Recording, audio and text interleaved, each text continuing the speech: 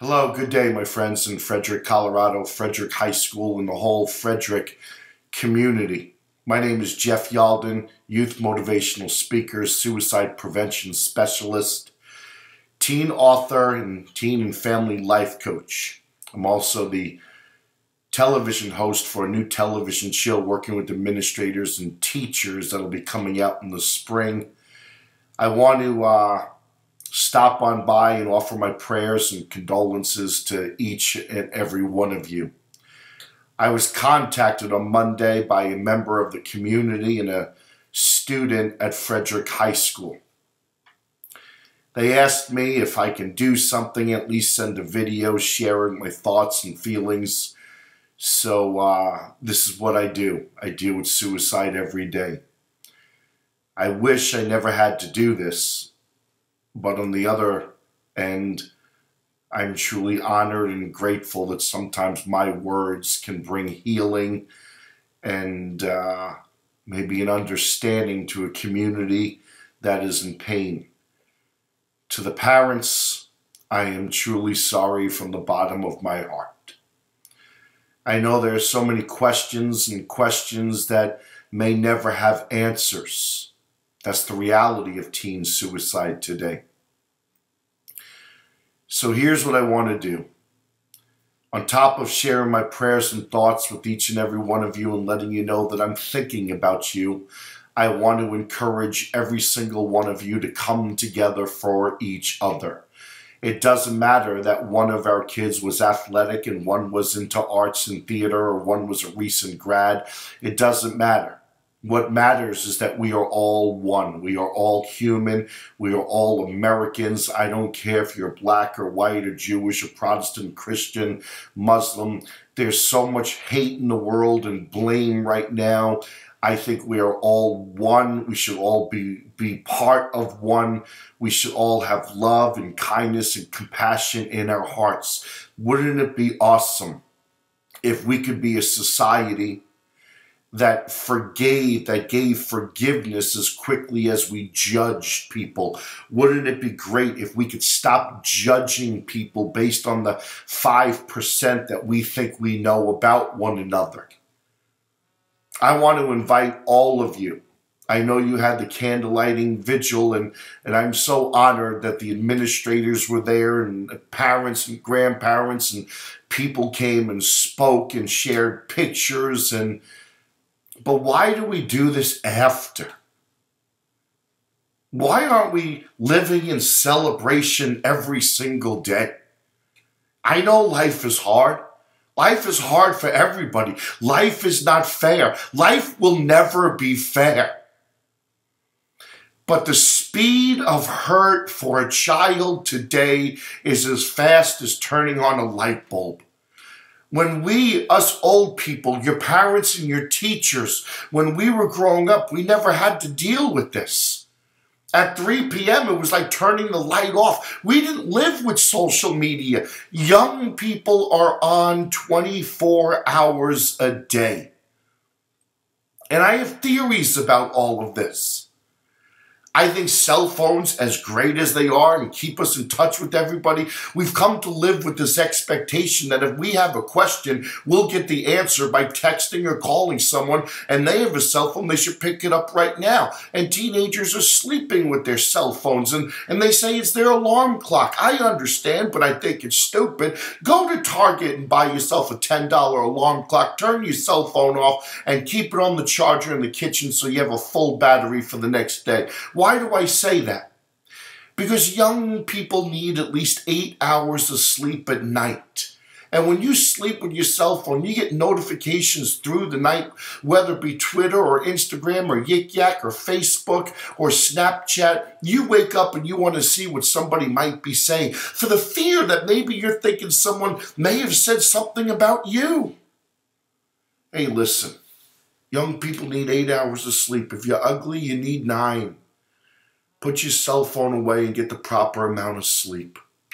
That'll do wonders for you. Number 2, nutrition. I don't think we're eating as well as we should be eating. I don't think we're eating as often as we should be eating. We're not drinking enough water. Number 3 is exercise. Young people are spending over 50 hours a week on screen time. I don't do anything for 50 hours a week unless I'm getting paid.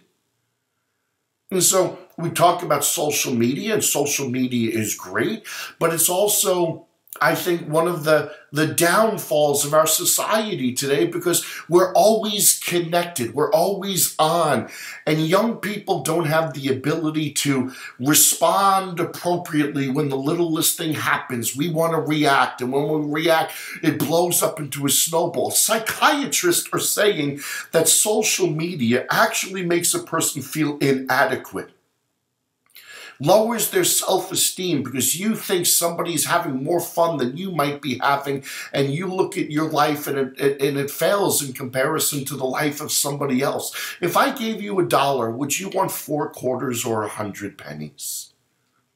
That's right. 4 quarters, less baggage, less to carry around.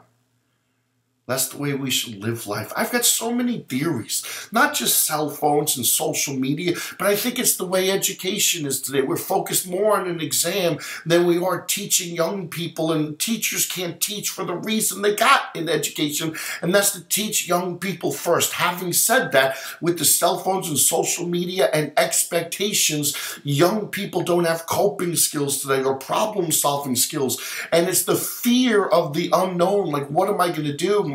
I'm not living up to the expectations that people put on me, that I'm putting on people, that I put on myself, that my parents are putting on me, and the fear that you're going to be 28 years old, living in your parents' basement at 2 in the morning, sitting in a beanbag chair, naked, eating Doritos, wondering, where is my life going? Why? I spent $200,000 on a college education, and I'm living in my parents' basement. I want you to be happy. What is happiness? I think it's 3 questions you ask yourself every night. Number 1, is my life meaningful? Number 2, is my life fulfilling? Number 3, is my life rewarding? And if you can't say yes to those 3 questions, then do everything you can to make a change in your life so you say yes to those 3 questions. Is my life meaningful, fulfilling, and rewarding? Stop setting so much goals and dreams and focusing on the goals and dreams, and understand there's a purpose that takes you to the goals and the dreams. So goals and dreams are important, but your purpose is why you do what you do. Your purpose is why you wake up in the morning. Your purpose doesn't have a beginning and an end. You know, many of you look at the destination of life and say, I can't wait till someday this, I can't wait till someday that. Your life isn't about then. Your life is about now. And if you can't appreciate the now in your life, you'll never be grateful for what then can be. I suffer from depression and anxiety. I'm diagnosed with bipolar type 2 and PTSD. I'm grateful every day, and that's what makes me happy. Suicide is a problem, and it's going to be a problem for many years to come. I want to invite all of you that if I can say anything to you, it would simply be this, that you would remember. Lose your ego and open your heart, and know that people love you. Your parents love you. Friends love you. Your grandparents love you. Your teachers love you. And last thing I want to say to the administration of Frederick High School. My friends, don't beat them up. No certificate ever teaches an administrator how to deal with the loss of 1 student, let alone the loss of 3. No master's degree teaches a teacher how to handle this. And you know something, as administrators and teachers, we're damned if we do and we're damned if we don't. Let them do what they think is best in their heart and what they think is best for the community and the families. But more importantly, they have to think right now what's best for their students and what's best for their teachers. And I support the decisions they make, because no decision they make will be well accepted, and every decision will be criticized. But what I want for each and every one of you to do is come together with hugs and prayers and I love yous and it's going to be okay. It's going to be okay one day at a time. Again, my friends, I'm Jeff Yalden. I'm glad I was able to share this message, and I hope I was able to help you out a little bit.